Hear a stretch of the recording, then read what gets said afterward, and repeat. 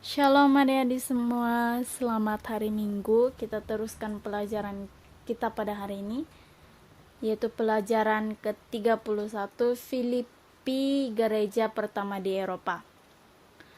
Untuk rujukan Alkitab, kita boleh tengok di Kisah Para Rasul pasal 15 ayat 35 sehingga 41, ayat 16 pasal 16 ayat 1 sehingga 40. Sekarang kita terus masuk untuk cerita Alkitab dia. Paulus mendapat seorang teman seperjalanan baru yang muda. Lihat Silas, itulah Derbe, seru Paulus. Kedua rasul itu sudah beberapa hari dalam perjalanan mereka. Mula-mula mereka berjalan ke utara dan setelah itu mereka menuju ke barat. Mereka tidak menaiki kapal seperti yang dilakukan oleh Paulus pada perjalanan pertamanya. Sekarang mereka sudah dekat dengan destinasi mereka. Derbe adalah kota di mana Paulus dan Barnabas mendapat penghiburan dalam perjalanan pertama mereka. Sekarang Paulus dan Silas dapat melihat bahwa orang percaya telah bertumbuh dalam iman mereka dan bilangan mereka juga bertambah. Mereka dan orang percaya di Derbe merasa sangat terdorong. Selepas itu Paulus dan Silas meneruskan perjalanan ke Listra. Situasi di kota itu telah berubah. Masih terdapat banyak orang yang menyembah di kuil Zeus.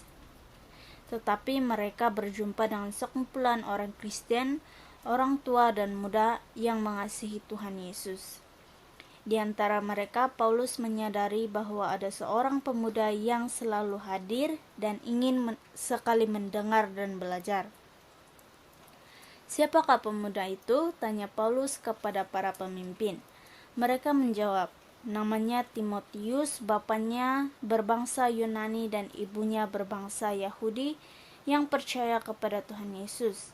Ibunya mengajarkan firman Allah kepada Timotius sejak dia masih kecil lagi. Sekarang Timotius percaya kepada Tuhan Yesus.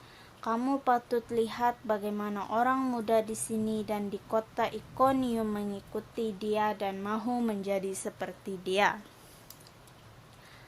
Paulus sangat gembira dengan laporan yang baik mengenai Timotius.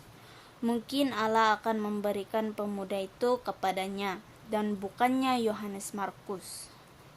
Dia mengajak Timotius untuk melakukan perjalanan bersamanya dan Silas untuk membawa berita baik tentang Yesus kepada orang yang belum mendengarnya. Timotius dengan senang hati menerima ajakan itu. Penglihatan di Troas. Bersama-sama mereka bertiga meneruskan perjalanan untuk melawat gereja-gereja yang telah diasaskan oleh Paulus yang berkembang di kota-kota semasa perjalanan pertamanya. Kemudian mereka merancang untuk pergi ke kawasan baru yang belum pernah didatangi. Mereka tidak sabar untuk melakukan perjalanan ke utara. Tetapi entah kenapa usaha mereka tidak berjaya. Apabila Timotius bertanya, ada apa yang tidak kena? Kenapa kita tidak meneruskan perjalanan? Paulus hanya menjawab, aku merasakan bahwa Roh Kudus tidak membenarkan kita pergi. Mereka coba pergi ke arah lain, namun Roh Kudus juga tidak membenarkan mereka. Oleh itu, mereka terus berjalan ke arah barat sehingga mereka tiba di kota Troas. Di pantai Laut Tengah, di sana mereka tidak lagi dapat pergi lebih jauh. Tuhan telah memberi mereka arahan yang jelas. Bagaimana mereka menerima arahan itu? Pada malam itu, Paulus mendapat satu penglihatan. Dia melihat seorang lelaki dari Makedonia di seberang laut berdiri di sampingnya dan memohon, marilah datang ke Makedonia dan tolonglah kami. Sekarang Paulus faham mengapa Roh Kudus tidak membenarkan mereka pergi ke tempat lain di Asia. Dia mahu mereka berlayar ke benua Eropa. Bolehkah kamu bayangkan betapa terujanya Paulus? Mungkin dia juga membangunkan Silas dan Timotius untuk menceritakan kepada mereka apa yang telah ditunjukkan oleh Tuhan kepadanya. Pada hari yang berikutnya, dengan hati yang penuh pujian, Paulus, Silas, dan Timotius menaiki sebuah kapal yang membawa mereka ke pelabuhan Samotrake dan Neapolis. Dari sana mereka berjalan sehingga mereka sampai di kota Filipi. Rasul-rasul memberitakan Injil di Filipi. Kota Filipi adalah sebuah kota Romawi. Kebanyakan penduduknya terdiri daripada veteran tentara Roma. Ada juga beberapa keluarga Yahudi yang tinggal di sana. Biasanya apabila Paulus dan Silas masuk ke sebuah kota yang baru, mereka akan pertama sekali mencari rumah ibadat Yahudi. Tetapi mereka mendapati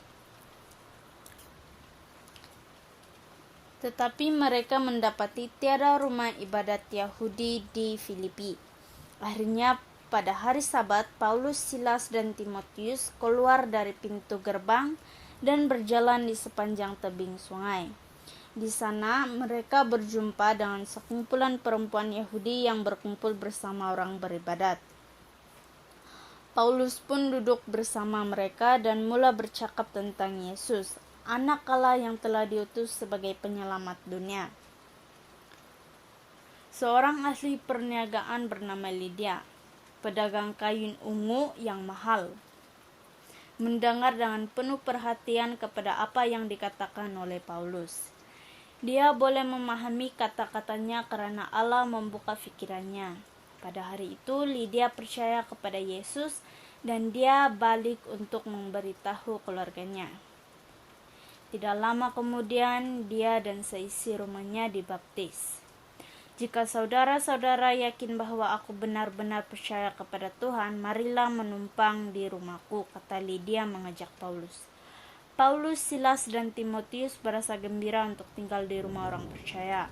Sekarang semua orang yang mau mendengar firman Allah dan berdoa bersama boleh berkumpul di rumah Lydia.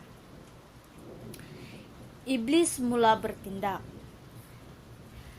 Pada suatu hari, sesuatu yang tidak diduga terjadi selama beberapa waktu. Seorang hamba perempuan mengikuti mereka dan menjerit apabila mereka pergi ke tempat beribadat yang terletak di tebing sungai. Hamba perempuan itu berseru-seru, "Orang ini hamba Allah yang maha tinggi. Mereka memberitahu kamu bagaimana Allah dapat menyelamatkan kamu. Memang benar apa yang dikatakan oleh perempuan itu. Tetapi siapakah dia? Perempuan itu telah dirasuk oleh roh yang berasal dari iblis, dan roh itu menolongnya meramal masa depan seseorang. Majikan perempuan itu mendapat keuntungan besar melalui ramalannya." Paulus tidak mahu diperkenalkan oleh seorang perempuan yang berada di bawah kawalan iblis.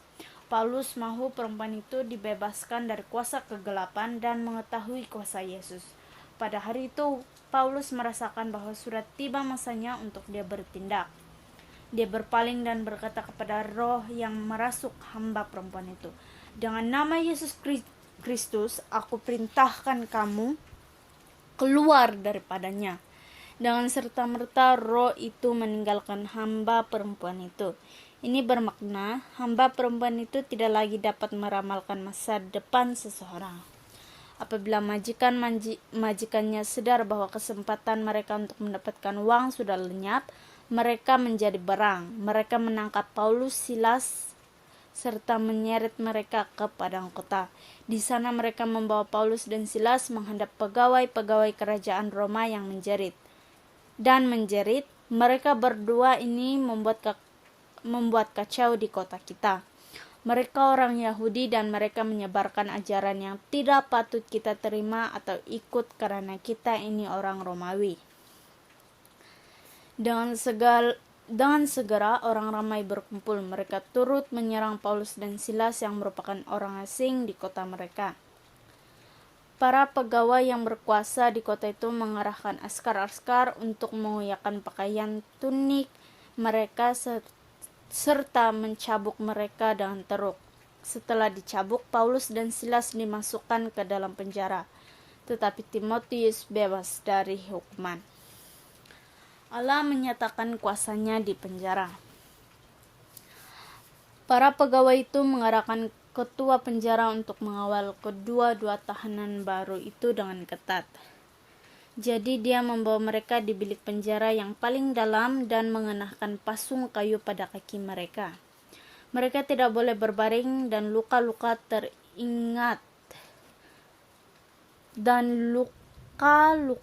pada belakang mereka terasa sangat memedihkan.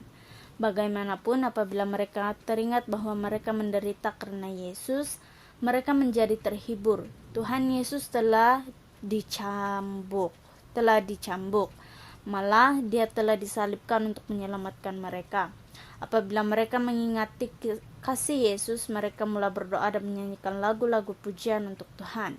Walaupun pada ketika itu hari sudah tengah malam, semua tahanan yang lain boleh mendengar mereka bernyanyi dan mereka sangat kagum. Tiba-tiba dinding penjara itu bergoncang dengan kuat sehingga pintu penjara terbuka dan rantai yang membelenggu semua orang tahanan pun terlepas. Satu gempa bumi yang kuat sekali telah melanda. Ketua penjara itu terjaga dan berlari untuk melihat apa yang terjadi. Apabila dia melihat pintu-pintu penjara terbuka, dia hanya berpikir satu perkara. Aku akan dihukum untuk setiap tahanan yang melarikan diri. Dalam keadaan terdesak, dia menghunus pedang untuk membunuh diri. Namun Paulus berseru dengan kuat sekali, "Jangan apa-apakan dirimu, kami semua masih ada di sini." Kemudian ketua penjara itu berlari ke dalam penjara sambil membawa pelita. Dia sujud di hadapan Paulus dan Silas sambil berkata, "Tuan, apakah yang patut aku lakukan supaya diselamatkan?" Paulus dan Silas menjawab, "Percayalah kepada Tuhan Yesus dan kamu akan diselamatkan." Ketua penjara itu membawa Paulus dan Silas ke rumahnya. Di sana mereka menerangkan kepada ketua penjara itu serta keluarganya tentang bagaimana mereka dapat diselamatkan. Ketua penjara itu mencuci luka-luka Paulus dan Silas, lalu dia dan keluarganya dibaptis karena mereka sekarang telah percaya Tuhan Yesus. Selepas pembaptisan mereka, istri ketua penjara itu menyediakan makanan. Semasa mereka duduk di meja dan menikmati makanan, ketua penjara itu bersukacita dan bersyukur kepada Allah karena dia dan keluarganya diselamatkan melalui Tuhan Yesus. Pada pagi yang berikutnya, pegawai-pegawai kerajaan Roma itu menghantar satu pesanan yang mengarahkan ketua penjara untuk membebaskan Paulus dan Silas. Tetapi Paulus enggan meninggalkan penjara itu. "Kami sudah dicambuk di hadapan orang ramai, lalu dimasukkan ke dalam penjara tanpa memeriksa kami, walaupun kami ini adalah warga negara Roma. Sekarang mereka mau menyuruh kami pergi dengan diam-diam. Pegawai-pegawai kerajaan Roma itu sendiri harus kemari dan membebaskan kami." Pegawai-pegawai kerajaan Roma itu menjadi takut apabila mereka mengetahui bahwa Paulus dan Silas adalah warga negara Roma. Seorang warga negara Roma tidak dibenarkan dicambuk di tempat awam. Oleh itu mereka datang dan meminta maaf kepada Paulus dan Silas. Mereka mengiringi Paulus dan Silas keluar dari penjara, kemudian meminta mereka meninggalkan kota itu. Dengan demikian penduduk Filipi tahu bahwa kedua rasul ini tidak melakukan sebarang jenayah. Perkara ini penting supaya orang percaya sebagai pengikut Paulus tidak akan dipersalahkan nanti. Mula-mula Paulus dan Silas kembali ke rumah Lydia di mana Timotius sedang menunggu mereka. Mereka memberi galakan kepada orang percaya dan memberitahu mereka supaya tidak cemas dan takut. Mereka berkata kepada mereka, "Kami telah menderita untuk Tuhan Yesus, tetapi Dia menguatkan kami. Kami mampu menanggung semua perkara melalui Kristus yang telah menguatkan kami. Kemudian Paulus dan dua orang temannya meninggalkan Filipi dan meneruskan perjalanan mereka. Ada sukacita dalam hati mereka, walaupun mereka terpaksa meninggalkan kota itu, namun sudah ada jemaah kecil orang yang percaya di sana. Gereja di Filipi akan berkembang sama seperti gereja di Iconium, Listra, dan di Derbe. Seterusnya kita akan baca ayat hafalan yang terdapat di Filipi pasal 4 ayat 13. Berbunyi seperti ini. Aku dapat melakukan segalanya melalui Kristus yang memberiku kekuatan. Jadi sekian saja untuk kita punya cerita hari ini. Saya harap kamu dapat belajar sesuatu dan kita jumpa di minggu hadapan. Tuhan memberkati.